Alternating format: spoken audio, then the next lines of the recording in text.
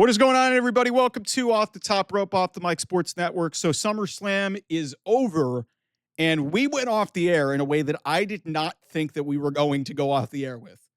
Brock Lesnar, after 2 years away, almost to the day, by the way, SummerSlam 2023 was the last time that we saw Brock Lesnar in a WWE ring when he put over Cody Rhodes in a shockingly very babyface way, and what was reported as, very genuine and not expected. Like, it wasn't written in the script for him to put over Cody Rhodes in the way that he did. And Brock Lesnar went away.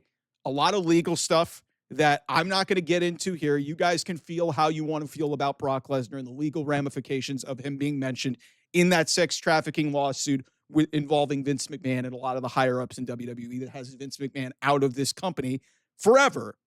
But listen, I'm stunned. I'm stunned that Brock Lesnar is back in WWE. And we can speculate till we're blue in the face about what happened here, if he has been wiped off and he has been cleared from any wrongdoing in that lawsuit, because that seemed like the direction by every bit of reporting as to what was going on here, that, hey, the only way that Brock Lesnar would ever get back into WWE and would ever have a one-way ticket back into a WWE arena or on a big stage like SummerSlam, because like I said, this guy missed the last two WrestleManias. He missed 40 and 41. His last WrestleMania was 39. I was there when he faced Omos. So a lot of people have been speculating for 2 years, is Brock Lesnar ever going to come back? Because that dream match, we got the Goldberg-Gunther match. One of the dream matches that a lot of people are looking up to is, Brock Lesnar versus Gunther. You've also got Brock Lesnar versus Braun Breaker. You've got potential big-time matches on the table. So it makes you wonder what really happened here in the context of, okay, is Brock Lesnar cleared and, clear to go and do anything? The other piece of this that we also need to talk about, you can't tell John Cena's story and his retirement tour without Brock Lesnar. These guys have been going at each other for years. Brock Lesnar's big return back in 2012 was on the back of a WrestleMania, and John Cena was standing in the ring. That's what this felt like. 2003, heel John Cena versus Brock Lesnar. That was Brock Lesnar's first title defense after WrestleMania 19. I highly recommend you guys go watch that match. That was the first moment where we all thought John Cena is going to be big in WWE. That was 22 years ago. So you can't tell a retirement tour with John Cena without Brock Lesnar. So maybe this was a John Cena call. Maybe this was a TKO, basically, waving things up, or, hey, Nick Khan was sitting at ringside. Did something get cleared legally? Well, we may never know the full truth of what happened behind the scenes to get to this point. But in terms of a moment, in terms of an ending to SummerSlam, and going off the air with, something, because people were talking Cody heel turn. People were talking John Cena goes back to being a heel. People were talking Rock and Travis Scott. I'm glad that didn't happen. I'm glad that we didn't get any bullshit in this match in the main event. But we were thinking, hey, John Cena is going to get his curtain call, and then Brock Lesnar's music hits, and Brock Lesnar's back in WWE. And hey, in terms of a moment and a reaction and getting people hyped up for the second half of John Cena's retirement tour, Brock Lesnar and John Cena is a damn good idea. Okay?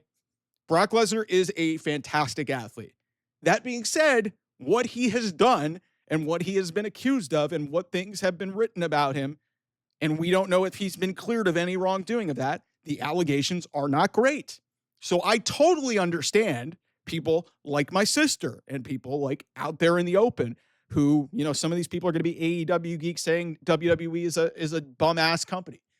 You can think whatever the fuck you want, okay? But in terms of the context of, Brock Lesnar as a piece of WWE, and also with John Cena's retirement tour, John Cena is facing all of his, greatest hits. It sucks that Edge isn't there anymore because he went to AEW. That's a piece that's not going to get done in this retirement tour. But hey, he had Cody. He obviously had Punk. He had Randy Orton. And, he goes back to Cody. Now, hey, you get Brock Lesnar, a big rival from his past. And then we could finally start getting to making new stars. Because at some point, I think Seth Rollins is going to factor into this with John Cena, too, because there's a history there with those two. And then you've obviously got, people that he doesn't have history with, Gunther, maybe Drew McIntyre. There's some pieces to this that could potentially play a role in this. But to me, in terms of a single solitary moment on a SummerSlam, and, it was very shocking, but there's a lot of questions that I think are going to need to be answered, and I don't know if they will be answered. That's unfortunate to this whole situation. But to me, considering what a lot of us were expecting, and I know some people are going to be mad, hey, Cody didn't turn. What'd you expect, guys? Cody wasn't going to fucking turn. Come on. It was a street fight. He wasn't going to turn. Brock wasn't showing up. Travis Scott wasn't showing up. We weren't doing any bullshit. It was a street fight for the WWE Championship.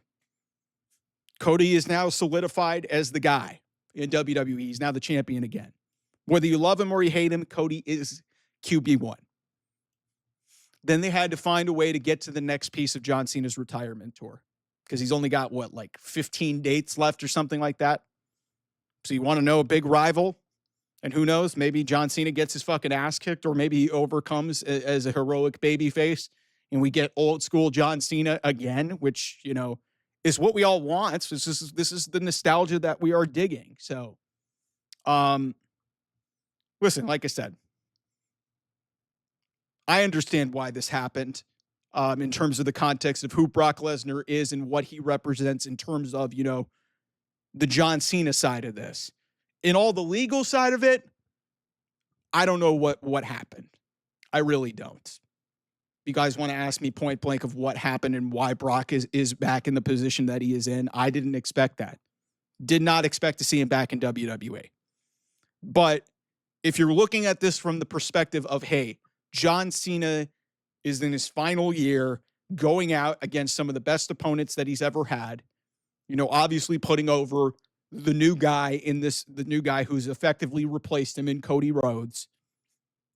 Would love to see John Cena potentially face Roman Reigns, but Roman's not there anymore very much as he used to. So, you get Brock Lesnar. And I don't think there's anything inherently wrong with that from that perspective.